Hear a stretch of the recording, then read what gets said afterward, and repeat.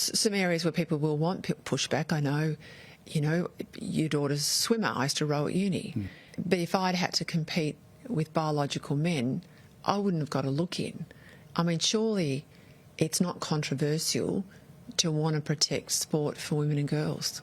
No, it's not. And again, I think it's one of those debates that we have to be honest in. And it's not about discriminating against anyone, including young girls. And young girls want to be able to compete on a fair basis. And I think that is a perfectly reasonable position to hold. I think I just don't believe in discriminating against anyone, not on the basis of anything. And for young girls not to be able to achieve their Olympic dream, their pathway to a World Cup, or to be displaced from a team because somebody has physiological advantage over them. I just don't think that's not in the spirit of sport. And also, related but a little bit different, the whole issue of gender treatment in young people. We've seen in the UK they've had a medical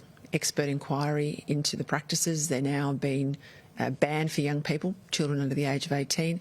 We know there's real concerns out of Queensland in recent days, particularly that mums and dads were completely kept in the dark involving treatments and young people.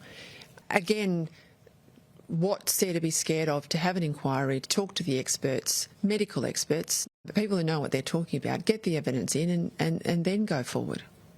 Well, again, I think there's respect for parents in this, and if parents are being excluded from a discussion about the health needs of their child, something is seriously broken in the model. I think, as you've seen in Queensland, there's the ability to respond, and that might happen now in other jurisdictions as well. There's a huge debate in the United Kingdom, as you know. But I think the individual needs to be treated with respect. I think the parents need to be treated with respect.